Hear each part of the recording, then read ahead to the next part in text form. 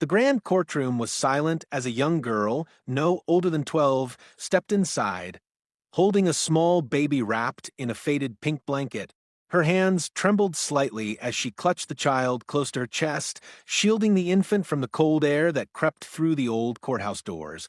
The judge, a stern man in his late 50s with graying hair and a reputation for being unforgiving, glanced up from his bench and furrowed his brows at the sight before him. The girl's oversized sweater hung loosely from her tiny frame, and her jeans were worn at the knees.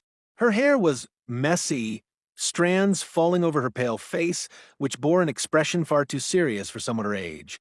She walked slowly, carefully, as if she feared the baby might slip from her grasp. Judge Harold Lawson adjusted his glasses and cleared his throat. "What is this?" he muttered under his breath, shaking his head as he leaned forward. The courtroom murmured with curiosity and whispers. The prosecutor, a tall, well-dressed man in his 40s, crossed his arms and smirked. "Your Honor, this child has requested to speak on behalf of her case." Judge Lawson scoffed. "A child speaking for herself in court? What has the world come to?" He leaned back in his chair and eyed the girl. "State your name, young lady."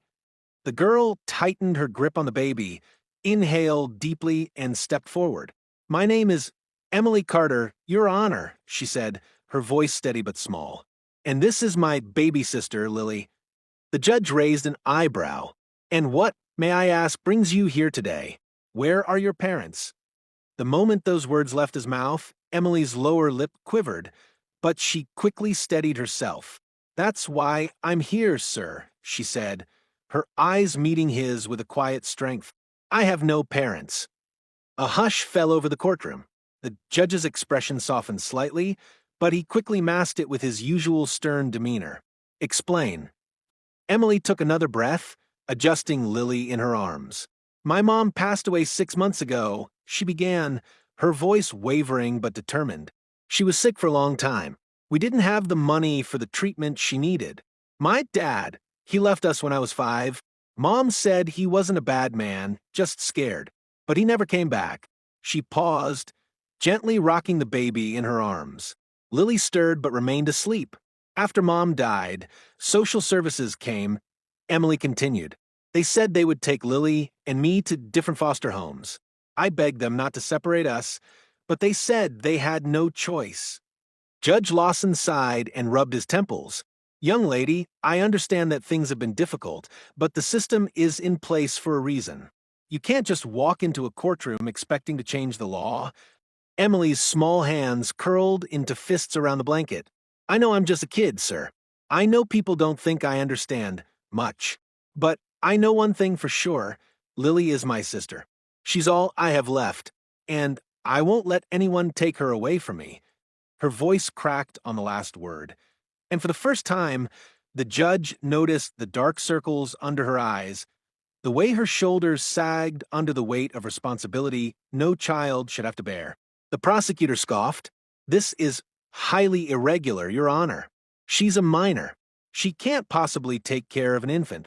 Emily lifted her chin. "I've been taking care of her for 6 months," she said defiantly. "I feed her, I change her diapers, I sing her to sleep when she cries. I do everything a mother would do because I have no choice. No one else is going to love her the way I do."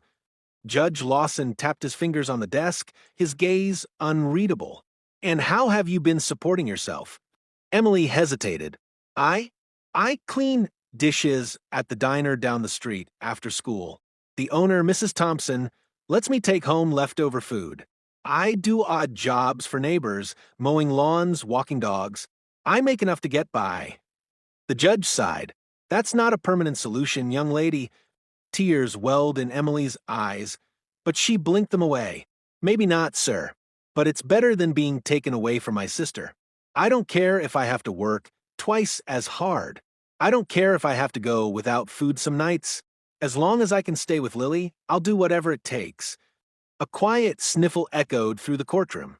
A woman in the back dabbed at her eyes with a tissue. Even the prosecutor shifted uncomfortably, looking away. For the first time in years, Judge Lawson felt something stir in his heart. He had seen countless cases of neglect, abuse, and abandonment. He had seen parents who cared more about their addictions than their children. And yet, here was a child, a mere 12-year-old girl, standing before him, willing to sacrifice everything for her sister. He leaned forward, clasping his hands together. "Emily," he said, his tone gentler now, "do you have anyone, any family at all who can help you?" Emily hesitated, then shook her head. "No, sir. Just me and Lily."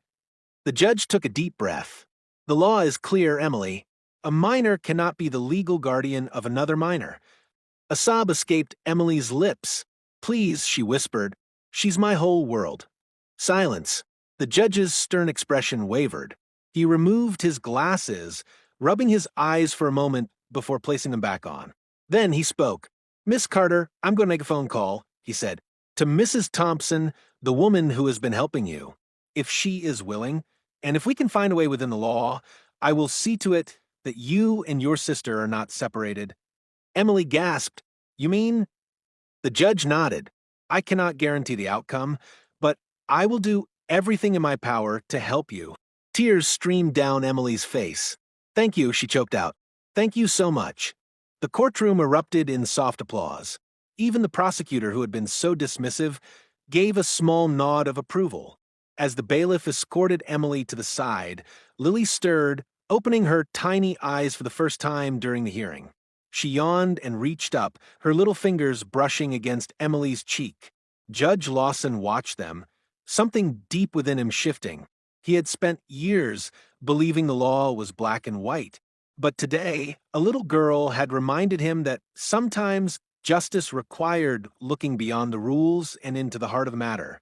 And in that moment he knew he had made the right choice.